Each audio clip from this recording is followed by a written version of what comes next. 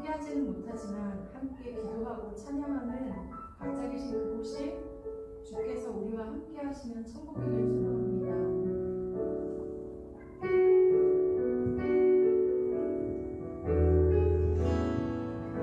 하늘에 물려서서 이곳을 주로 가소서. 주를 향한 노래가 꺼지지 않으니 하늘을 열고 보소서. 이곳에 임재하소서. 주님을 기다립니다. 기도해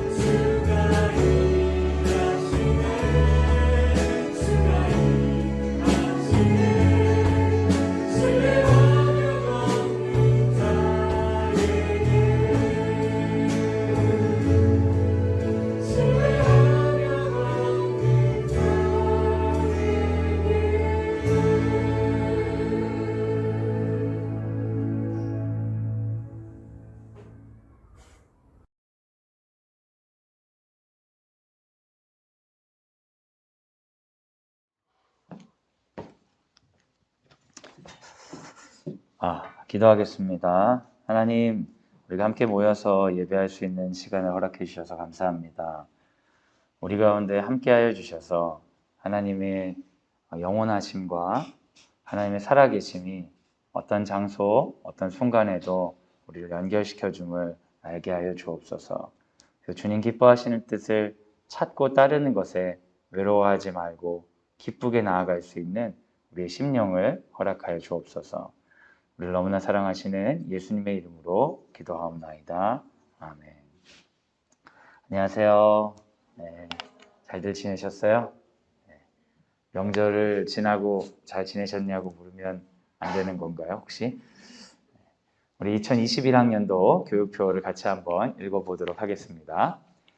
그리스도를 닮아 자라가는 드림이. 오늘 우리에게 주시는 하나님의 말씀은 출애굽기 21장 1절 말씀입니다. 같이 한번 읽어주세요. 시작. 내가 백성 앞에 세울 법기는 이러하니라. 아멘. 제목을 한번 읽어주세요. 시작. 구약의 율법을 어떻게 지켜야 하는가. 우리가 큐티 순서에 따라 설교를 하다 보니까 이런 설교도 할 수 있어서 참 다행이다 싶습니다. 아마 주제별로 저한테 설교하라고 했으면 하지 않았을 본문일 확률이 상당히 높죠. 여러분, 그 법에 관해서 성경에서 이야기하는 것들을 어떻게 적용해야 되나 이런 고민들을 해보셨는지 모르겠어요. 구약에 있는 법뿐만 아니라 세상에 있는 모든 법은 특징이 있죠. 그 특징은 그 시대 사람들이 지키라고 정해진 어떤 특정한 삶의 환경에 맞춰진 법이라는 게 특징이라고 할 수 있을 것 같습니다. 여러분 많이 아시겠지만 1986년도에 영국에서 제정된 연어법이라고 있다고 하죠. 법에 관해서 우리가 해프닝을 이야기할 때 항상 등장하는 이야기인데요. 수상한 상황에서 연어를 들고 있으면 불법이다.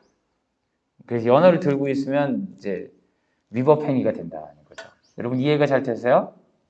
잘 이해가 되지 않죠. 이때 당시에 1986년도에 연어를 무분별하게 채취하는 것이 그 불법이 돼가지고 생긴 법이라는데 지금도 그 사람들이 법이 얼마나 문화적인 상황과 연관이 있는지 얘기할 때 많이 사용하는 예시죠. 우리나라에서도 살면서도 법이 많이 바뀌는 경우들을 경험하시죠. 전엔 법이 이랬는데 법이 바뀌어서 이제는 그렇게 살지 않아도 되는 것들이 참 많죠. 2008년도에 여러분 호주제가 폐지된 걸 아실 것입니다. 호주제라는 것은 아버지를 중심으로 호적이 편제되는 거죠. 그래서 호주제 덕분에 특별한 일 없으면 우리 자녀들의 성씨가 그 남성, 아빠의 부계 중심의 성씨를 갖는 경우가 있죠. 유튜브에 어떤 분이 자기는 딸을 엄마 성씨로 이렇게 했다고 이렇게 자랑하듯이 올리더라고요. 그리고 또 이런 걸 보고 막 격려하는 사람들도 있고, 예전에 2008년 이전에는 이런 것이 가능하지가 않았죠. 호주제 폐지하고 엄마 아빠 성을 동시에 쓰는 분들을 제가 보기도 했는데 엄마 성만 따르는 사람들은 잘 보지 못했어요. 신기해가지고 제가 이분의 허락 없이 자료 사진을 가져왔습니다. 문제가 되면 바로 삭제하도록 하겠습니다. 이 법이라는 것이 문화나 시간에 따라 이렇게 변화가 있습니다. 제 아들에게 물어봤어요. 호주제도 폐지했고 이제 아내의 성씨로 자녀의 이름을 바꿀 수 있다는데 넌 결혼해서 아내의 성씨로 자녀의 이름을 정할 생각이 있느냐? 제 아들에게 물어보니까 아들이 그런 말을 하더라고요. 나는 김 씨하고 결혼을 해야겠다고. 특별한 갈등이 없도록. 제가 결혼하고 할 때 이런 갈등을 해본 적이 없는데 나중에 시간이 지나면 이런 논의도 하게 되지 않을까 싶습니다. 법이란 것은 이렇게 굉장히 어떤 특정한 상황에 몰입되어 있는 거죠. 그러니까 이 법이 온 세대나 온 문화에 적용해야 된다라는 생각은 사실은 어려운 겁니다. 그러면 우리가 구약에 있는 율법을 생각해 본다면 이건 더욱더 말도 안 되게 적용하기 어려운 법이 될 수밖에 없겠죠. 그 이유는 구약과 오늘날의 시간 차이가 엄청나잖아요. 여러분 뭐 몇천 년 전 법을 지킨다고 한다는 게 말이 됩니까? 뿐만 아니라 문화적 차이는 어떠합니까? 구약의 그 법을 받았던 이스라엘 사람들은 우리와 같은 인종이 살아있을 거라고 생각도 못했을 거예요. 여러분, 대항해 시대라고 불리는 식민지 개척이 활발하게 이루어지고 역사의 중심이 서구 사회에 있을 때 우리 같은 동양인들을 보고 미국에 살고 있는 동양인들을 인도 사람인 줄 알고 인디안이라고 이름 붙이고 흑인들은 아마 뭐 영혼이 있냐 없냐, 흑인들을 구원받을 수 있냐 없냐 이 정도로 논의할 정도로 인류가 무식한 시대보다도 한참 전인데 이때 그 문화적 차이를 우리가 감안하지 않고 그대로 적용한다는 건 참 어려울 것입니다. 그럼 법이란 것은 그 시대나 그 시간에만 적용이 가능한 것이냐? 이렇게 생각하면 구약에 있는 법들은 의미 없는 나열이 될 수 있지 않겠습니까? 그래서 우리가 이 법에 관한 말씀을 해석할 때는 이런 시대나 문화를 초월하는 그 근저에 있는 원리가 무엇이냐? 원리를 찾으면 어떻게 하냐면 원리를 중심으로 이 시대에 맞게 다시 적용을 해야 되는 거죠. 그런 의미에서 성경의 법전들은 의미 없고 필요 없는 것이 아니라 의미 있고 필요 있는 것이지만 그것을 문자적으로 활용하는 데는 무리가 있다라고 생각할 수 있을 것 같아요. 물론 여러분 개인적으로 문자적으로 적용하고 싶다는 꼭 하고 싶다면 하셔도 상관은 없겠지만 아마 사회생활에 큰 어려움이 생기실 겁니다. 우리나라의 실정법과 부딪히는 게 꽤 있거든요. 익산에 가면 두동교회라고 있어요. 여러분 기역자 교회에 방문해 보신 적이 있으세요? 교회가 기역자 형태로 되어 있습니다. 그리고 강대상이 중앙에 있죠. 그리고 양쪽에는 커튼이 드리워져 있는 게 기본적인 컨셉이에요. 주로 커튼은 이쪽에만 드리워져 있어요. 왜 이렇게 되는지 아시겠어요? 이쪽 출입문에는 남자들이 들어오는 거예요. 옛날에 우리 그 초기 기독교에 남녀가 그 7세면 부동석인데 7세 이상 된 사람들이 교회 올 거 아닙니까? 같이 앉으면 안 되니까 그때 당시엔 가부장제가 심하니까 남자들은 편하게 와서 딱 앉아있고 여자들은 여기서 조용히 조신하게 앉아있으면 예배 드릴 때 말씀 들을 때만 커튼을 이렇게 쭉 걷어가지고 목사님만 보게 하는 거예요. 여자 성도들하고 남자 성도를 구분하게. 여러분 지금 그렇게 예배 드린다고 하면 여러분 어떠시겠어요? 너무 웃기겠죠. 더 미팅하듯이 좀 설레지 않을까? 우리 청소년들이 이렇게 하면 끝나고 더 많이 만나지 않을까 싶긴 한데요. 이때 당시는 유교 문화 가운데 기독교 예배가 있기 때문에 이런 거죠. 이때 당시에 이 예배를 보고 사람들이 문제가 있다고 하겠어요? 그렇지 않죠. 그 문화 가운데 예배를 드린 거죠. 반면에 요즘에 이렇게 다 같이 모여 예배를 드릴 뿐만 아니라 최근에는 텔레비전이나 미디어 기계를 보면서 예배를 드리는 거죠. 모습이 완전히 달라졌습니다. 그런데 이 중에 하나의 모습을 고정해서 이 모습을 유지하지 않으면 예배가 아니다라고 고집부린다는 것은 어떤 의미에서 아주 어리석은 일이라고 할 수밖에 없을 것 같습니다. 어떤 사람은 초대교회로 돌아가야 된다고 하면서 초대교회 예배 형태를 연구하기도 하는데요. 그런 건 참 귀한 일이죠. 그렇지만 우리나라의 매장 문화도 아닌 카타콤을 일부러 만들어가지고 파고 들어가서 예배 드려야만 한다고 주장한다면 참 어리석은 일이 아닐까 싶습니다. 우리가 가져야 되는 감각이 그런 것 같아요. 시대에 따라 변해도 되는 것이 있고 다 변하지만 그 안에서 유지되고 있는 하나님 기뻐하시는 뜻이 무엇인지를 분별할 수 있어야 될 것 같습니다. 모양은 바뀌지만 예배가 유지되는 것처럼 구약에 있는 수많은 법들 가운데 유지되는 원리는 무엇이냐? 그럼 그 원리가 이 시대에 살아있다면 그 모습은 어떠해야 되느냐? 이 과제는 오늘을 살아가는 우리에게 맡겨진 숙제가 아닐까 싶습니다. 성경은 문화나 시대를 초월해야 하나님의 음성으로 기능하고 있죠. 근데 이 말은 성경의 시간을 절대화해서 성경에 있는 일을 반복하면서 살라는 얘기는 아닙니다. 오히려 성경의 정신을 절대화해서 성경의 정신을 절대화한다는 것은 그 시대에 따라 모양이 오히려 어떻게 되어야겠어요? 변하는 것이 정답일 수 있다.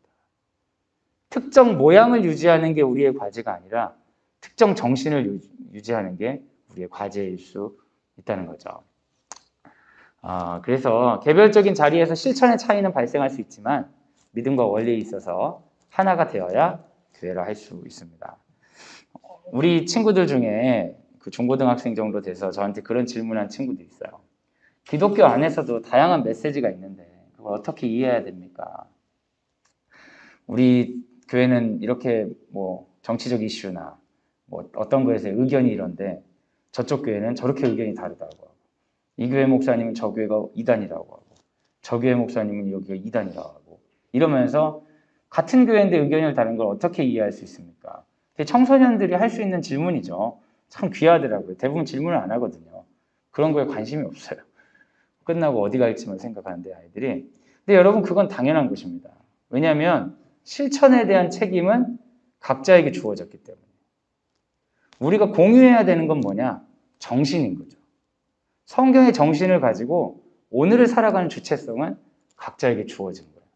그 교회마다 실천의 모양이 다를 수가 있어요. 그럼 교회마다 실천의 모양이 다르면 그때는 어떻게 비판적으로 봐야 되냐? 당신은 모양이 이렇기 때문에 틀렸습니다. 성경의 특정 시대, 성경의 특정 문화, 성경이 주장하는 어떤 교회사 속의 특정 주장이 이렇기 때문에 이것을 반복해야 됩니다라고 이야기했을 때는 사실은 크게 설득력이 없을 수가 있어요. 그럼 우리의 모양을 어떻게 비판적으로 성찰해야 되냐? 그것은 성경에서 흐르고 있는 도도한 정신, 원리들이 당신의 모양을 지지해 주느냐라고 묻는 거죠. 그렇지 않다면 당신의 모양은 바뀌어야 된다. 이런 말로 우리가 하나의 교회된 것을 확인할 수 있을 것 같습니다. 자, 그러면 이 법이 결국 드러내 주려고 하는 정신은 뭐냐? 단순하게 말해서 이 법들은 하나님 사랑과 이웃 사랑을 드러내주는 법들이거든요. 출애굽기에. 네, 오늘은 특별히 그 중에 이웃 사랑에 관한 법에 대해 몇 가지 얘기를 드리려고 합니다. 구절들을 좀 보면서 이 구약의 율법을 통해 하나님께서 우리에게 가르쳐 주시고자 하는 이웃 사랑은 무엇인가 생각해 보려고 합니다. 출애굽기 21장 12절 한번 읽어주세요. 시작. 사람을 쳐 죽인 자는 반드시 죽일 것이다. 구약에 분명히 이렇게 써 있으니까 여러분 살인사건이 일어났을 때 그 사람한테 그대로 보복하시는 것도 여러분의 자유일 수 있지만 우리나라 실전법에 문제가 생길 수는 있습니다. 근데 성경의 원리는 사람을 쳐 죽인 자는 반드시 죽이라고 했어요. 이건 뭘 얘기하는 걸까요? 사람이 사람의 생명을 훼손할 수 있다 없다? 없다. 이게 중요한 원리입니다. 그러니까 이거는 뭐 사형제도를 찬성하느냐 반대하느냐 그런 문제가 아니라 기본적으로 인간의 생명을 훼손할 수 있다고 생각하면 안 된다는 걸 분명히 이야기하는 거죠. 출애굽기 21장 20절 한번 읽어주세요. 시작. 사람이 매로 그 남종이나 여종을 쳐서 당장에 죽으면 반드시 형벌을 받으려니와. 그런데 여러분 사람을 그냥 죽일 수 없는 수준이 아니라 당시에 종이나 여성은 참 유감스럽지만 재산처럼 취급을 받았어요. 인간이지만 재산과 같은 형태죠. 이게 인간의 하이라키를 나눠놓은 건데 그런 경우에서도 뭐는 안 되는 거예요? 살인은 안 되는 거예요. 내 재산처럼 생각한다고 내가 죽일 수는 없다. 왜요? 사람의 목숨은 하나님의 것이기 때문에. 율법이 이야기하고 있는 이웃사랑의 중요한 첫 번째는 타인의 생명을 침해해서는 안 된다. 여러분 우리가 교회를 다니면서 하나님을 사랑하고 이웃 사랑한다 얘기할 때 우리가 경각심을 가져야 되는 건 그 사람에게 좀 더 잘해주고 친절하게 베풀고 그 사람에게 인정받을 만한 어떤 태도를 유지하는 것만큼 그 사람의 생명에 상해를 입히지 않아야 된다는 거예요. 우리가 근데 생명의 상해는 잘 안 입히죠. 요즘에 생명의 상해를 잘 안 입혀. 근데 간접적으로 상해를 많이 입히는 경우는 있지만 직접적으로 상해 입히지는 않죠. 출애굽기 21장 23절 25절 이어서 읽어주세요. 시작. 그러나 다른 애가 있으면 값되 생명은 생명으로 눈은 눈으로 이는 이로 손은 손으로 발은 발로 된 것은 된 것으로 상하게 한 것은 상함으로 때린 것은 때림으로 갚을지니라. 그 성경이 분명히 또 얘기하는 건 뭐냐? 생명을 훼손하는 게 아니더라도 신체 상해에 관해서 그대로 갚아야 된다. 여러분, 요즘은 그렇게 못하죠.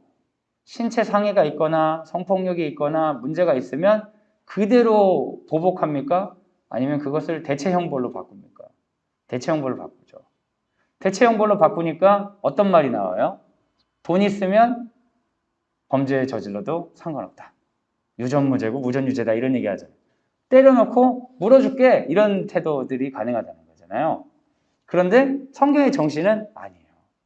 성경의 정신은 다른 사람의 신체에 손해를 끼치면 안 되는 거예요.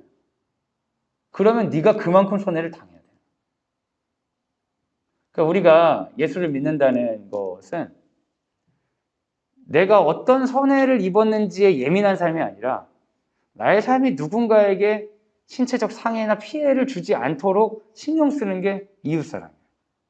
그러니까 사랑이라는 개념을 좀 더 되게 긍정적이고 뭔가 해주고 뭐 이런 거를 생각할 뿐만 아니라 내 삶이 누군가에게 피해를 주지 않는 것도 굉장히 중요한 이웃사랑이라는 걸 여러분 우리가 기억해야 됩니다. 그 초등학교, 중학교, 고등학교 교실 가면요 애들이 그렇게 건드렸어요.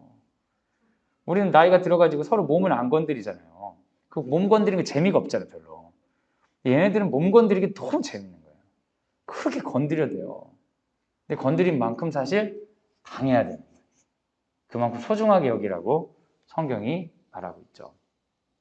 타인의 생명뿐만 아니라 타인의 신체를 훼손하는 건 책임을 져야 된다. 법이 말하고 있는 중요한 정신이죠. 그 다음 말씀 한번 읽어주세요. 출애굽기 21장 33절 34절 시작.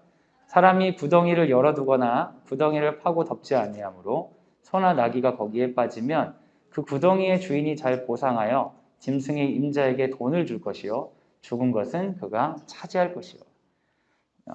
손해배상을 얘기해요. 재산의 피해를 주면 손해배상해야 됩니다. 출애굽기 22장 5절 읽어주세요. 시작. 사람이 밭에서나 포도원에서 짐승을 먹이다가 자기의 짐승을 놓아 남의 밭에서 먹게 하면 자기 밭에 가장 좋은 것과 자기 포도원에 가장 좋은 것으로 배상할지니라. 제 아들 친구가 그 초등학교 때 축구공을 빌려달라고 했어요. 그 축구공을 빌려달라고 해서 가져가서 잊어버렸다고 안 주더라고요. 끝까지 안 받았어요. 제가 이거 받아야 된다 생각했지만 그냥 받지 않았어요. 근데 만약에 여러분 자녀들이 학교나 아니면 친구들에게 손해를 입혔다. 그거 알면 어떻게 해야겠어요? 친하니까 그냥 넘어가. 이러면 돼요? 안 돼요? 안 되는 거예요. 그거 굉장히 잘못된 생각이에요. 근데 그런 분들이 있었어요. 뭐냐면 남자애가 엄청 와일드한 애예요. 엄청 와일드해서 놀다가 공놀이 하다가 친구들 다치게 하는 거예요. 근데 이건 걔가 때렸다고 하는 게 아니라 놀다가 막 이게 손가락 뼈도 부러지고 막 여기 다리 나가 막 이러는 거예요. 걔 주변에 그런 일이 많이 있었어요. 걔 졸업한 애인데. 근데 부모들이 그 엄마는 근데 너무 쿨한 거야. 아우 어떡해 진짜 속상했겠다. 그리고 넘어가는 거야. 근데 얘네들은 병원 다니는 거예요. 그러니까 이제 걔 때문에 병원 다니는 몇 명 엄마들끼리 처음에는 끙끙 앓고 있다가 얘기를 해가지고 서로 이제 말이 통해가지고 걔네 집은 남이 이렇게 다치는 거에 좀 양심 무감하다. 그 정도는 받아줘야 된다 생각한다. 그러니까 어떻게 되겠어요? 걔랑 놀지 마라 이렇게 되는 거죠. 여러분 이웃사랑이 그 사람에게 되게 잘하고 이러는 것만을 얘기하는 게 아니라 그 사람에게 어떤 손해를 입혔다. 얘기를 들어보니까 뭐 우리 아이가 장난치다 친구 지우개를 가져갔다. 그러면 어떻게 해야 돼요? 반드시 사줘야 되는 거예요. 그게 중요한 이웃사랑입니다. 우리에게 놀다가 뭐를 부숴먹었다. 그럼 어떻게 돼요? 고쳐야 됩니다. 네. 성경의 원리는 생각보다 명확해요. 타인의 재산에 손해를 입히면 책임을 져야 한다. 저는 사실 살면서 어떤 생각을 많이 하냐면 내가 어떻게 그 손해를 입지 않을까 이런 생각을 참 많이 하거든요. 근데 성경을 읽으면 성경에서는 거꾸로 네가 손해를 끼친 것이 없는지 돌아봐라. 이런 메시지를 주는 거예요. 이웃사랑은 뭐냐? 누군가에게 피해를 줬을 때 그걸 갚을 수 있는 게 이웃사랑입니다. 우리의 성정하고 좀 안 맞죠? 우리 성정하고 안 맞아요. 우린 가능하면 내가 손해를 안 보고 가능하면 이제 상대방이 손해를 입는 게 좋은 일이고 남는 장사라고 생각하지만 성경은 그 사람에게 재산이나 신체나 생명에 손해를 끼친 게 없는지를 돌아보라고 이야기하고 있어요. 출애굽기 21장 4절 한번 읽어주세요. 시작. 만일 상전이 그에게 아내를 주어 그의 아내가 아들이나 딸을 낳았으면 그의 아내와 그의 자식들은 상전에게 속할 것이요 그는 단신으로 나갈 것이로되. 종에 관한 그 계명들이 있는데요. 종을 들이면 7년 있으면 풀어줘야 됩니다. 근데 여러분 이 법이 종에게 유리한 법이에요? 주인에게 유리한 법이에요? 주인에게는 사실 이런 법이 필요가 없죠. 종은 그냥 부리면 되잖아요. 7년 있으면 풀어주라고 얘기하고 있어요. 그런데 어떤 규정이 세부 규정이 있냐면 이 사람이 7년이 지났는데 결혼해서 종으로 들어왔으면 그냥 나가도 되지만 종이 그냥 들어왔는데 주인이 결혼했으면 좋겠다 싶어서 여종을 붙여줘서 가족을 만들어서 자식이 생기면 이 종은 풀어주고 그 여성과 자녀는 그대로 가지고 있다는 거예요. 이것은 지금으로 보면 잘 이해가 안 되지만 그때 당시에 그 종은 소유잖아요. 그러니까 주인의 소유권과 종의 인권을 같이 보호하는 방식이에요. 출애굽기 22장 22절 같이 한번 읽어주세요. 시작. 너는 과부나 고아를 해롭게 하지 말라. 우리가 이 말씀을 읽다 보면 그러면 성경이 남에게 손해 끼치지 않고 너는 너대로 잘 살고 나는 나대로 잘 살고 이걸 얘기하고 있냐? 그게 아니고 성경의 법의 원칙은 철저하게 약자 보호가 있습니다. 종에 대한 법은 있을 필요가 없어요. 주인이 알아서 하면 되니까. 근데 종에 대한 법들은 모두 다 철저히 누구를 위한 거냐? 종을 위한 것이다. 과부나 고아를 위한 법이 있을 필요가 없어요. 왜요? 사람들은 전부 다 내가 잘 사는데 관심이 있기 때문에. 그럼 여러분 사회적 약자를 돕는다고 했을 때 지금 우리가 생각하는 사회적 약자는 누굽니까? 눈에 잘 띄지 않지만 1588에 땡땡땡땡 월 얼마로 우리한테는 이런 식으로 약자가 느껴지는 경우가 있어요. 근데 이때 당시의 약자는 누구냐면 엄청나게 많은 사람의 수가 살고 있는 게 아니기 때문에 실제로 동네에서 아는 사람들이에요. 약자를 돌보라는 말은 다른 말로 얘기하면 이 법을 통해 뭘 만들려니까 공동체를 형성하는 거예요. 이 현대인들에게 참 어려운 일입니다. 왜냐하면 우리는 개별적으로 살면서 인터넷 시대니까 전 세계와 소통하고 개별적으로 살기 때문에 눈에 들어오는 공동체가 잘 없어요. 그래서 이게 쉽지 않지만 성경 원리는 분명히 내가 살고 있는 공동체를 살기 좋게 만들라는 거예요. 여러분 약자들이 세상에 있는데 국가들이 그 약자들을 해결하려고 하는 노력들을 하지 않는 국가가 있을까요? 모두 다 노력하지만 해결되지 않습니다. 이것은 이런 약자의 문제를 해결하라는 게 아니라 공동체 안의 약자들이 살 수 있는 공동체를 만들라는 요청이죠. 이건 다양하게 적용할 수 있습니다. 출애굽기 22장 26절 27절 같이 한번 읽어주세요. 시작. 내가 만일 이웃의 옷을 저당 잡히거나 해가 지기 전에 그에게 돌려보내라. 그것이 유일한 옷이라. 그것이 그의 알몸을 가리려 옷인즉 그가 무엇을 입고 자겠느냐. 그가 내게 부르짖으면 내가 들으니 나는 자비로운 자인이라. 그래서 손해배상에 대해서 철저하게 법이 보호하고 있는 것 같지만 그 사람이 극심한 빈자라면 그 법이 그에게 해당되지 않는다고 이야기하고 있어요.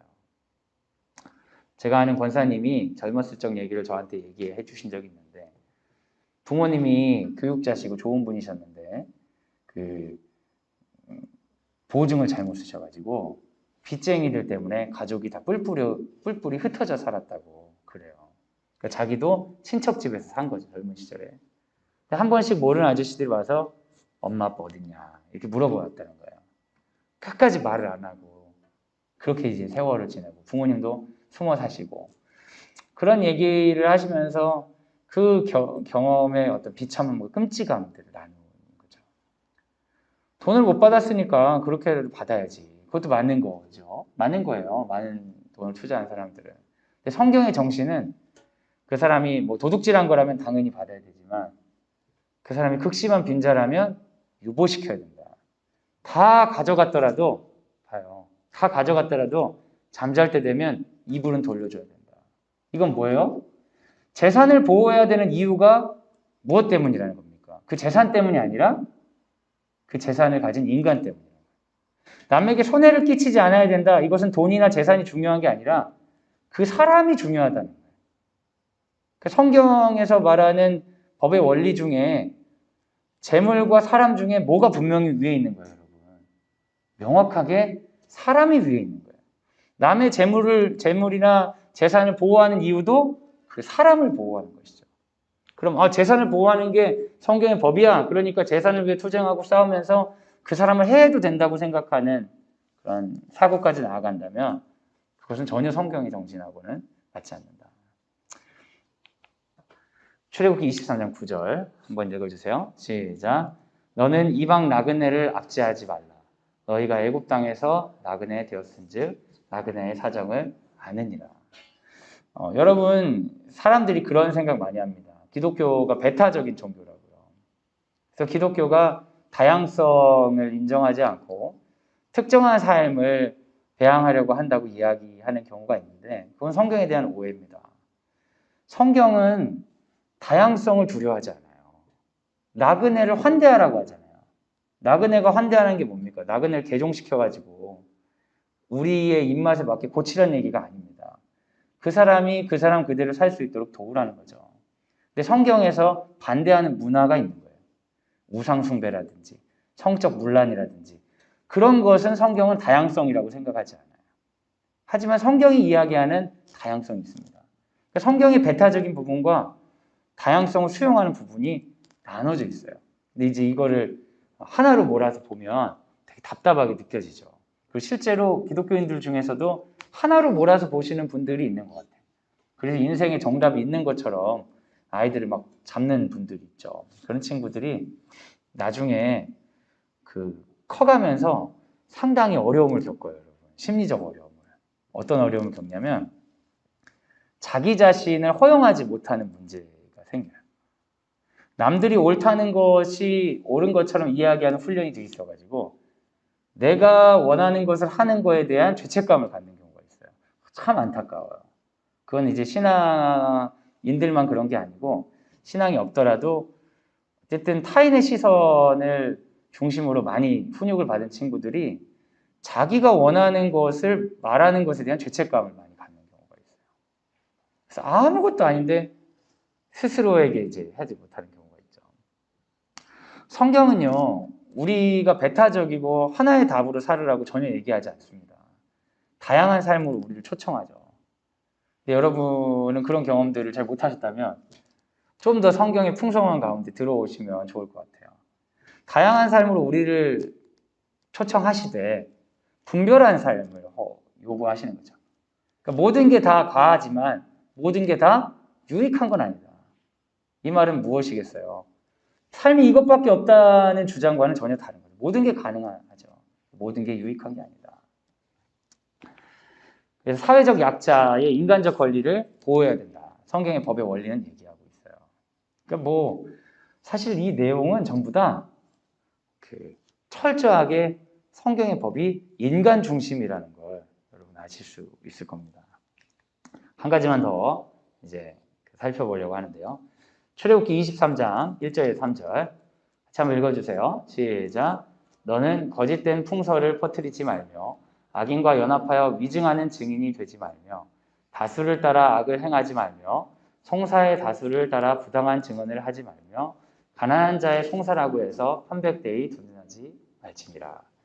뭔가 판단할 때는 정확하게 해야 된다는 거예요. 정의롭게.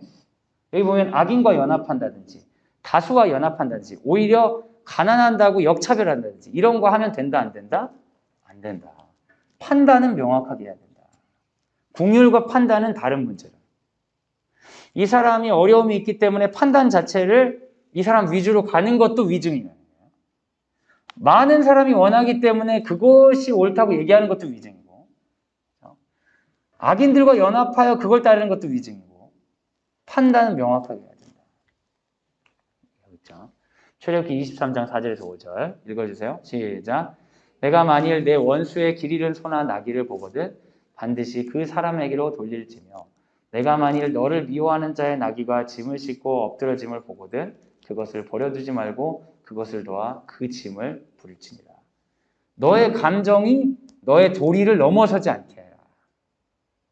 판단을 명확하게 해야 돼요.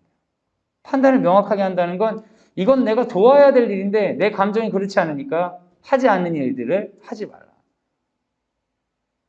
여기서 중심은 뭐예요? 내 감정이 아니라 하나님이 뭘 기뻐하시는지에 집중하는 거죠. 이게 이웃사랑입니다. 정의와 인자로 사람을 대해야 된다는 거죠. 이게 여러 가지 법이 있는데 그 법의 원리들을 제가 5가지 정도 뽑아왔어요. 여러분 이걸 통해 아실 수 있을 겁니다. 이웃사랑의 중심이 뭐냐면 타인이에요. 타인. 하나님을 사랑하고 이웃사랑하라고 한다고 할 때 여러분 그런 생각하잖아요. 어떤 사람에게 뭐를 베풀어야 된다고 생각할 수 있는데 사실 뭘 베푸는 게 이웃사랑이 아닙니다. 이웃사랑은 타인에 대한 나의 시선을 말하는 거예요. 타인을 대한 나의 자세를 얘기해요. 교회에서 이웃사랑 한다고 뭐 이웃사랑 바자회 열심히 참여하죠. 우리가 막 그래요. 이웃사랑 바자회 해가지고 어려운 사람 누구한테 돈도 얼마 보냈고 막 해서 되게 자부심을 느끼는데 집에 돌아왔을 때 내가 만나는 어떤 마켓에서 어떤 그 관계에서 타인을 대하는 나의 태도는 전혀 이웃사랑이 아닌 거예요. 내가 손해보지 않으려고 막 하고 다른 사람에게 어려움을 줬지만 그냥 모른 척하고 그러면 이것은 이웃사랑이 아닌 거죠. 성경에서 말하는 이웃사랑은 내가 없는 타인이나 나의 평판을 위한 타인 이건 무슨 말이냐면 나는 그럴 생각이 없는데 남들이 이거 원하니까 착하게 살아야 된다 이런 거나 나의 욕구와 상관없이 가는 것이 아니라 주를 따르기 위해서 타인을 생각하는 거예요. 그러니까 여러분 우리가 기독교인이다 라고 했을 때 기독교인이니까 당연히 착하게 사셔야죠 라는 말은 어떻게 해야 돼요? 여러분? 그런 건 거절해야 돼요. 헛소리 하지 마라. 그런 말로 나를 지배하려는 욕구들에 대해서는 거절할 수 있어요. 근데 거꾸로 뭘 해야 되냐면 내가 예수를 따르기 위해 나는 이웃사랑을 하겠다. 내 신념으로 이웃사랑을 선택해야 하라는 거예요. 그럼 내 신념으로 이웃사랑을 선택한다는 이유는 뭐예요? 왜 내가 이웃사랑을 하는 거예요? 내가 그 사람이 이웃사랑을 한 이유는 뭐예요? 내가 예수의 사람이고 하나님이 날 사랑하셨기 때문에 나도 그 사람을 사랑하겠다는 이것은 예수께서 기뻐하시는 공동체를 만들겠다는 각오이고 그 공동체에 내가 속하겠다는 신념의 표현일 수 있습니다. 여러분 어떤 특정 행위들 하나하나 가지고 옳은 일인지 그른 일인지 죄책감을 가지고 이렇게 생각하면 여러분을 그 집어삼키려는 악인들에게 놀이개처럼 끌려다닐 수 있어요. 사람들은 착한 사람들을 이용하는 거 되게 좋아하거든요. 착한 사람들은 죄책감이 많기 때문에 이용하기 쉬워요. 좀만 얘기하면 잘 움직여요. 가가지고 좀 착한 사람들한테 그런 얘기하면 되는 거예요. 아유, 예수 믿는다는 사람들이 착하다는 사람들 중에 도와주는 사람이 하나도 없어. 난 진짜 힘들어. 그럼 이 사람이 부담을 확 갖는 거야. 아무도 없대. 그래도 집사님이 있어서 다행이야. 그럼 이제 그 집사님은 이 사람이 시키는 대로 할 수밖에 없는 거죠. 그게 여러분 사람을 노예로 만드는 좋은 방법이에요. 제가 여러분 노예로 만드는 방법이 있어요. 이제 막 이렇게 강하게 해가지고 무섭게 하는 것도 방법이겠지만 착한 사람들을 이용하는 방법은 죄책감을 자극하면 엄청 쉽게 이용할 수 있거든요. 여러분 가운데 제가 얼마나 힘든지를 막 얘기하는 거예요. 제 삶이 얼마나 힘든지를. 아무도 돕지 않고. 그럼 여러분이 나는 착한 사람 되고 싶으니까 저한테 개인적으로 연락하겠죠. 목사님 어떻게 도울 일이 없을까요?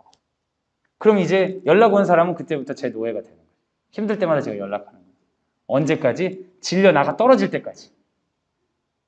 집사님, 헌금이 좀 필요한데. 여러분 누군가의 노예가 되면서 자기가 선하다고 말할 수 있을까요? 그런 사람들한테 당하지 마세요. 선한 행실은 남들이 시켜서 하는 거 아니에요. 내 신념으로 하는 거예요. 남들이 말려도 하는 겁니다. 예수를 따른다는 건 그런 거예요. 남들이 야, 돈 그렇게 쓰지 마 하는데 아니, 난 이 돈을 이렇게 써야겠어 하는 거예요. 왜요? 내 신념으로. 이걸 통해 내가 공동체를 만들어 보고 싶으니까. 이 공동체에 내가 투자하고 싶으니까 하는 거예요. 여러분, 성경의 원리를 여러분의 신념으로 가지면 기쁜 마음으로 선행을 할 수 있습니다. 그런데 그게 아니라 죄책감으로, 두려움으로 하게 되면 이 율법이 여러분을 지배하게 돼서 여러분 삶을 억울하게 만들 거예요. 전 여러분에게 도전하고 싶은 게 있어요. 기독교인들이 굉장히 무서운 사람들이거든요. 근데 사람들이 무서워하지 않고 이상한 사람 취급하는 이유가 기독교인들 중에 많은 사람들이 자기 신념을 갖지 않고 타인에 따라 흔들리기 때문에. 어떤 목사님이 이렇게 얘기하면 우르르 여기 갔다가 저렇게 하면 우르르 갔다가 카톡에 뭐가 오면 우르르 갔다가 신념이 없는 사람들이 너무 많아요. 근데 그런 사람들 중에 많은 사람들은 정답을 놓칠까 봐 두려워하는 거예요. 구원받고 싶고 잘 살고 싶으니까 옳다는 것으로부터 벗어날까 봐 두려운 거예요. 근데 성경은 그렇게 얘기하지 않아요. 성경은 굉장히 명확하게 우리에게 예수를 따르라고 얘기하는데 그 방법은 신념을 가지고 하는 거예요. 하나님을 사랑하고 이웃을 사랑하는 거예요. 남들의 눈치를 볼 필요가 없어요. 그래서 내가 하나님을 사랑하고 이웃을 사랑하는 고집스러운 그 길을 설 때 하나님은 그 사람을 통해 뭘 하시냐? 공동체를 만드시거든요. 그 공동체를 보고 기뻐하는 삶으로 초청하시는 겁니다. 무서운 사람들이죠. 유행을 따라 왔다 갔다 하면 공동체는 건강하게 되기가 어렵습니다. 광성드림학교에 이제 여러분이 오시는데 이제 입학 시즌이 되고 초창기에 오시는 분들하고 지금 오시는 분들하고는 많이 달라졌어요. 지금은 광성드림학교 오고 싶어 하시는 분들이 엄청 늘어났어요. 그래서 광성드림학교를 소유하고 싶고 갖고 싶은 마음이 초창기에 아무도 오지 않으려고 하는 학교를 소유하고 가지려고 하는 마음과 많이 달라진 경향이 있어요. 초창기에 이것이 허허벌판이지만 믿음으로 키우겠다고 자기 재산과 자기 희생을 가지고 오시는 분들의 마음가짐은 뭔가 얻으려고 하는 것과 좀 다른 부분이 있었어요. 오히려 그게 자신에게 자부심인 분들이 있었죠. 내가 여기 서 있는 게 주님 안에 있는 것이다. 그러니까 굉장한 자부심을 가진 분들이 있었는데 지금은 학교에 오고 싶어 하는 사람이 많아서 그런지 떨어져서 되게 많이 손해를 본 듯한 마음을 가지시기도 하고 들어왔는데 이 정도 누리지 못한다면 난 다른 거를 좀 찾아볼까 이런 식의 생각을 하시는 분들도 있는 거예요. 되게 큰 차이는 뭐냐면 공동체에 대한 마음이에요. 광성드림학교에 많은 분들이 있지만 이제는 이제 초중등 같은 경우는 들어오고 싶어하는 학교가 많이 되어 있으니까 내가 이러한 공동체를 이 땅 가운데 자녀와 함께 만들어 보겠다 하고 오시는 분들도 있지만 많은 분들은 뭔가 누리고 싶어서 오시는 분들이 있어요. 누리고 싶어서 오시는 분들은 공동체에 관심이 없고 어디에 관심이 있겠어요? 내 아이에게 관심이 있죠. 그럼 내 아이 중심으로 마음에 드는 것도 있고 마음에 안 드는 것도 있고 그러니까 불만이 있을 수밖에 없는 거예요. 근데 공동체를 꿈꾸는 분들은 여기 와서 내 아이 중심으로 어려움이 있고 이런 것도 있지만 함께 투쟁하는 거예요. 공동체를 세우기 위해서. 졸업할 때 보면 누가 더 많이 얻어가냐. 공동체를 위해 신념을 가지고 이 자리를 지킨 분들이 훨씬 많이 얻어가요. 그럼 어쩔 수가 없어요. 왜요? 내가 이 자리를 지켰다는 것 자체가 자부심이 되는 거예요. 내가 이 땅 가운데 교육의 영역에서 하나님 나라를 선포하기 위해서 자녀와 함께 이 시간을 보냈다는 자체가 은혜가 되는 거죠. 근데 그렇지 않은 사람들은 여기서 계속 이제 간 보는 거예요. 뭐 나갔으면 더 이익이 있었을까? 여기 있었으면 이익이 있었을까? 그런 사람들은 불행할 수밖에 없죠. 왜요? 평가나 결과가 어디 있으니까? 바깥에서 사람들이 나를 어떻게 보는지 있으니까. 동일하게 타인 중심인데 타인 중심이 나의 신념이어서 내가 그러한 공동체를 만들겠다고 간 사람이 가지는 강인함과 당당함이 없는 분들이 있다. 근데 그건 굉장히 유감스러운 일이에요. 마틴 루터 킹, 그 목사님 아시죠? 이분이 뭘로 유명하냐면 비폭력주의, 비폭력 저항으로 유명하죠. 물론 이분에게 정서적 영감을 주신 분은 마하마트 간디라고 할 수 있겠는데요. 이분이 했던 말이라고 그래요. 우리는 고통을 견디는 힘으로 고통을 가한 당신들과 겨룰 것입니다. 우리 집안에 폭탄을 던지시오. 그래도 우리는 당신들을 사랑할 것이오. 어떤 억압으로부터 벗어나기 위해서 우리가 강한 힘을 길러서 그들을 억압하면 결국 그들도 다시 우리를 억압할 거잖아요. 그러니까 그들이 억압할 때 그 억압을 사랑으로 받아버리겠다. 그러면 이 사랑이 이기는 순간 억압이라는 자체가 사라지기 때문에. 비폭력 무저항주의입니다. 보기엔 말도 안 되는 것처럼 보이죠? 근데 여러분, 비폭력 무저항주의가 승리했어요.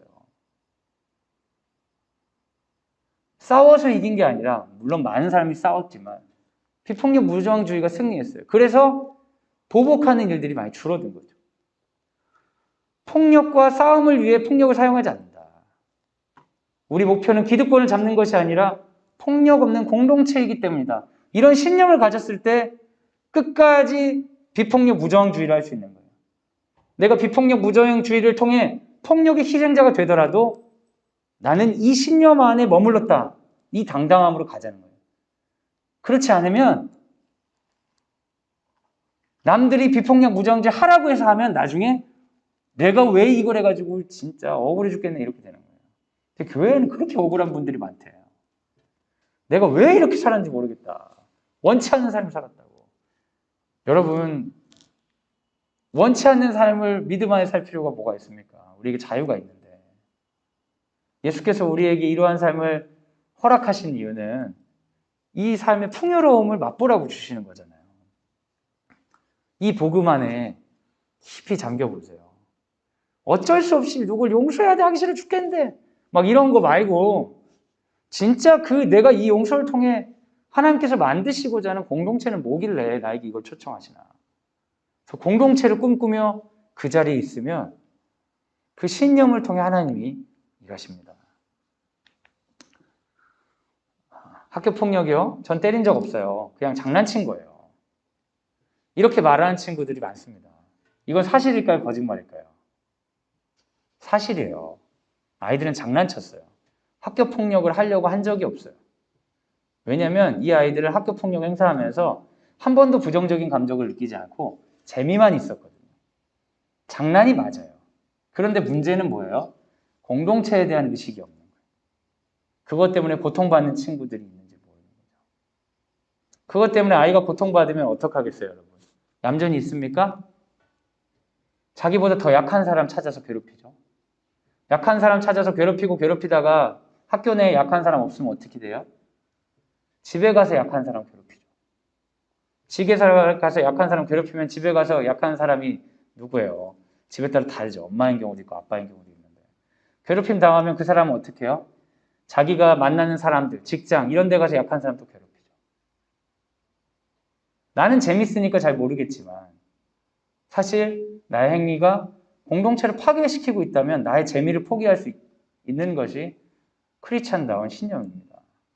난 재미있게 장난친 건데 왜 그러세요? 난 잘못 없어요를 얘기하는 게 아니라 나의 이 행위가 어떠한 공동체를 만들고 있는지에 대해 진지하게 성찰하는 거. 기독교인의 초청이죠. 이건 내 권리인데요. 맞아요. 권리는 맞는데 그 권리를 통해 어떤 공동체를 만들고 계시나요? 이 질문에 하나님 나라와 연결점을 찾으실 수 있다면 여러분은 지금 막 기부를 엄청 하고 있거나 이러지 않아도 이웃사랑을 실천하는 분입니다. 내 말 좀 들어봐. 우리 애들 이제 설교할 때 좀 웃으라고 여러분에게 별로 의미 없는 제가 사람들이요 이런 얘기를 많이 해요. 대화를 듣다 보면 제가 부부 상담 같은 거 아주 안 좋아해요. 저는 돈 받고 상담하지 않기 때문에 웬만하면 상담을 그런 개인적인 문제 상담 오는 걸 원치 않아요. 근데 오시는 분들이 있어요. 둘이서 얘기하는데 둘 다 똑같은 얘기를 하는 거예요. 내 말 좀 들어봐. 내 말 좀 들어봐. 아니 내 말 좀 들어봐. 내 말 좀 들어봐. 당연히 그러니까 싸우지. 뭐 당연히 상담 받을 필요가 뭐 있어요. 둘 다 크리스찬인데 상대방의 말을 듣지 않는 거예요. 이웃사랑을 가장 연습할 수 있는 배우자에게 이웃사랑을 하지 않는 거죠. 사랑하는 여러분, 우리는 내 목소리를 채우기 위해서 사는 사람들이 아닙니다. 우리는 하나님의 목소리를 이 땅에 채우기 위해서 이 자리에 있는 겁니다. 때로는 그래서 내 목소리가 들려야 되고 때로는 내 목소리가 안 들려도 상관없어요. 여기 서 있는 게 하나님의 나라, 하나님의 목소리라면 그걸 위해 투쟁할 수도 있고 그걸 위해 수용할 수도 있는 것입니다. 그 신념의 결과는 공동체라는 걸 기억하시기 바랍니다. 사랑으로 세상을 정복한 그리스도, 그는 피해자가 아니었다. 사랑으로 고통을 지배한 그리스도, 그는 비굴한 자가 아니었다. 그는 꿈꾸는 그대로 살았다. 그래서 그는 승리자다. 그의 꿈이 교회의 꿈이 되었다. 하나님 나라, 그 꿈에 헌신한 자가 오늘도 예수의 사람이다. 예수님이 십자가 지시는 걸 생각하면서 이런 찬양들 있잖아요. 얼마나 아프실까. 그리고 그런 책도 있더라고요. 의학의 눈으로 본 십자가의 고통. 그래서 고통에 엄청 초점을 맞춰가지고 제가 고등학교 때인가 금요철에 갔더니 목사님이 얼마나 아팠는지를 하나하나 설명을 해주시더라고요. 거의 뭐 고어급 그 무슨 끔찍한 하드보일드한 무슨 영화를 보는 느낌이었어요. 여기에 뭐 못이 박히면 피가 얼마나 나오고 매달려 있으면 고통이 어떤 게 있고 막 눈도 안 보여줬을 거고 막 계속 들으면서 진짜 괴롭더라고요. 그러면서 그러는 거예요. 너 때문에 다 이렇게 아팠다. 그 예수님이 진짜 우리에게 그 얘기를 하고 싶을까? 십자가에 달려가지고 그런 생각이 들었어요. 야, 나 진짜 아프거든? 다 너 때문이야. 그 얘기가 복음인가? 근데 우리는 뭐 예수 그리스도를 사랑하라고 그 십자가 볼 때 막 내 마음이 평안해진다고 하는데 그러면 안 되는 거잖아요. 나 때문에 그렇게 아팠으면. 근데 여러분, 십자가의 그 끔찍한 고통보다 우리가 더 기억해야 될 것이 있습니다. 그 끔찍한 고통에도 불구하고 예수께서 지지 않으셨다는 거예요. 그 고통의 무게와 아픔의 무게에 실패하지 않으셨다는 겁니다. 그분은 끝까지 자신의 신념을 지키셨어요. 주여 저들을 용서하여 주옵소서. 저들이 하는 것을 알지 못하나이다. 그래서 예수 그리스도는 완벽한 승리자입니다. 십자가의 아픔보다 우리가 기억해야 될 것은 우리 인생에 십자가 같은 고통이 다가와도 우리가 승리할 수 있다는 것입니다. 하나님이 기뻐하시는 공동체를 향해 우리 삶의 방향을 유지하고 있다면 인생 가운데 십자가와 같은 극심한 고통이나 우리가 예상하지 못한 일들을 경험할 때라도 우리는 승리를 노래할 수 있다는 사실입니다. 주님, 우리를 통하여서 우리를 하나의 미랄로 사용하셔서 이 땅 가운데 주의 나라를 만드시옵소서.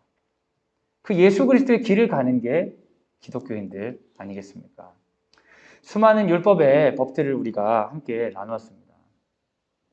이 수많은 율법의 법을 통해 우리가 좀 적용하고 싶은 건 그거예요. 여러분은 어떤 공동체를 꿈꾸십니까? 이 질문에 전 한 번도 꿈꾼 적이 없는데요. 그렇다면 여러분 위기감을 가지셔야 돼요. 여러분 기독교인이라면 위기감을 가지셔야 돼요. 하나님은 우리에게 하나님 나라로 초청하셨거든요.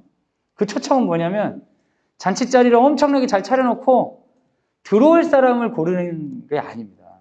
그 초청은 그 나라를 함께 만들 사람들을 부르시는 거예요. 에덴 동산을 잘 꾸며놨지만 그 에덴 동산에 들어와서 동물들도 관리하고 짐승도 관리하고 과일들도 관리하고 그러면서 선악과를 유지하면서 그 땅을 함께 가꿀 사람을 하나님 부르셔서 우리를 만드신 거예요. 하나님은 하나님대로 만들어 놓고 우리가 어떻게 하면 저기를 차지할까를 생각할 사람을 만드신 게 아니라 그곳을, 그 공동체를 같이 꿈꿀 사람으로 불러주셨다는 것이 구원입니다. 우리가 기독교인이라면 반드시 공동체에 대한 꿈이 있어야 돼요. 반드시 공동체에 대한 꿈이 있어요. 내 영혼이 어떻게 천국 갈까? 그것만 가지고 있다면 기독교인이 아닐 확률이 상당히 높죠. 하나님 나라는 우리에게 천국에 들어갈 사람과 들어가지 않은 사람을 구분하기 위해서 이 땅을 허락하신 게 아니라 그 공동체를 꿈꾸고 공동체를 만들 사람을 부르기 위해 우리 구원하셨기 때문이죠. 사랑하는 여러분, 공동체를 꿈꾸시면 좋겠어요. 근데 그 공동체가 아주 구체적인 형태가 있을 필요는 없습니다. 내가 공동체를 어떤 걸 만들어야 된다는 게 아니에요. 근데 내 삶의 형태를 통해 하나님께서 일하고자 하는 공동체를, 하나님 나라를 내 마음에 품는 거죠. 그래서 법의 원리처럼 누군가에게 내 손해를 끼치지 않겠다. 누군가의 생명을 해하지 않겠다. 약자들 돌보겠다. 그런 원리들을 지켜나감을 통해 하나님 기뻐하시는 그 나라에 동참하는 거예요. 광성대림학교 같은 경우는 교육의 영역 가운데 그런 꿈을 꾸는 사람들이 만들어 놓은 교육 공동체입니다. 우리가 이런 공동체를 꿈꾸기 위해서 시대적인 맥락 가운데 몇 가지 규칙들이 있어요. 학원을 가지 말자든지, 스마트폰을 쓰지 말자든지. 이거는 여러분 영원한 진리는 아니죠. 학원을 가도 되고 안 가도 되고 스마트폰을 써도 되고 안 돼도 되는데, 이 시대에는 하나님 나라 운동을 하기 위해서, 학교가 제대로 기능하기 위해서, 그 가정이 더 기능하기 위해서, 그리고 아이들이 자기 주도적으로 성장하기 위해서 그런 선택들을 한 거죠. 그런 것들은 바꿀 수가 있어요. 근데 그 원리 자체는 뭐냐? 이 땅에서 하나님 기뻐하시는 교육 공동체를 만들어 보자는 신념인 거죠. 여러분들이 교육 전문가가 아니니까 학교의 교육 전문가들, 선생님들이 그런 방향들을 정하고 동참할 사람을 부르는 거예요. 사랑하는 여러분, 우리가 가져야 되는 마음은 뭐냐면, 그러한 것들을 지켰기 때문에 충분하다가 아니라, 그런 것들은 지키지 않아도 바꿔도 된다, 이런 게 더 유일하다, 이런 마음이 아니라 이 땅 가운데 공동체를 만들고자 하는 소원함이에요. 우리 자녀들과 우리가 교육 공동체를 형성하고 그 교육을 통해 이 나라와 이 세계 가운데 하나의 메시지로서 살아가고자 하는 소원함이 우리 안에 필요합니다. 그런 소원함을 가지고 머무시는 순간 뭘 할 수 있냐면, 저 집은 저렇게 사는데요, 쟤는 어떻게 하는데요, 그걸로부터 벗어날 수 있어요. 여러분께 묻고 싶습니다. 광성대림학교의 꿈이 뭐라고 생각하십니까? 그리고 여러분 학부모님의 꿈은 무엇입니까? 어떤 공동체를 꿈꾸십니까? 우리 공동체 안에 그러한 것들이 살아있다면 우리는 진리 안에 인도함을 받는 학교일 것입니다. 그런 게 우리 안에 살아있지 않다면 그것은 이미 회칠한 무덤처럼 겉으로 보기에는 충분해 보이지만 있어야 될 것이 빠진 곳이 될 수 있습니다. 같이 한번 기도하겠습니다. 우리 같이 기도할 때 이웃사랑에 관해 한번 떠올리고 생각해 보시면 좋을 것 같아요. 하나님이 우리에게 두 가지를 명령하셨는데, 그것은 하나님을 사랑하고 이웃을 사랑하는 것입니다. 근데 내가 나에게 있던 이웃사랑, 이 땅 가운데 어떤 공동체를 만들고자 하는 신념이 나에게 있는지 한번 돌아봤으면 좋겠습니다. 그리고 나의 행동이나 나의 말이, 나의 생각이 그런 신념으로부터 나왔는지, 아니면 외부로부터 들어온 다른 것들로 인하여서 흔들리는 바람에 나는 겨와 같은지 돌아보면 좋겠습니다. 그리고 기도하기를 원합니다. 주께서 복 있는 자는 시냇가에 심은 나무처럼 든든한 자라고 하셨는데, 우리 안에 믿음을 꽉 붙들 수 있도록 도와주옵소서. 그래서 자유롭게 당당하게 사랑하는 삶을 선택하는 우리가 될 수 있도록 새롭게 하여 주시옵소서. 지금 같이 기도하도록 하겠습니다. 같이 기도하겠습니다. 사랑하는 여러분, 학교에서 진행하고 있는 일이 하나 있습니다. 있습니다. 그것은 바로 학교에 관련된 책을 만드는 건데요. 책을 쓰고자 하는 것은 지금까지 학교에 있었던 수많은 사람들의 이야기들을 통해 전에 이렇게 했으니까 우리도 그걸 반복하자가 아닙니다. 우리 안에 말씀드린 공동체에 대한 정신이 각자에게 다르게 어떻게 실천됐는지를 같이 보면서 오늘 우리가 나에게 맞게 어떻게 그 가치에 동참할 수 있을지를 공유하고 나누기 위해서 책을 적고 있습니다. 많은 분이 수고하고 있고 이야기들을 모으고 있습니다. 하나님께서 우리 안에 있었던 놀라운 역사들이 담기는 책이 될 겁니다. 우리가 좀 같이 기도했으면 좋겠는 것은 이런 과정을 통해 우리가 모으고 전파하고자 하는 하나님의 기뻐하시는 가치들이 계속 이어져 나갈 수 있도록 인도해달라고 기도해 주시면 좋겠습니다. 학교는 시간이 지남에 따라 계속해서 변할 겁니다. 5년 전, 10년 전과 지금이 다릅니다. 근데 그 다름은 당연한 것이죠. 하지만 그 다름보다 더 중요한 내용들, 원리들, 가치들, 믿음들이 흘러갈 수 있도록 방송 드림학교 붙들어 주시옵소서. 그 흐름을 위해 사용되는 수많은 사역들, 특히 책을 만드는 과정들을 인도하여 주시옵소서. 같이 한번 기도해 주시기 바랍니다. 기도하겠습니다. 이 시간 우리 특별히 우리 광성드림학교 초등과정 2학년들을 위해 함께 기도했으면 좋겠습니다.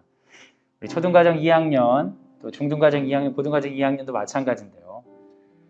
코로나 시기에 입학하면서 우리가 많이 만나지 못하고 이야기를 나누지 못한 학년입니다.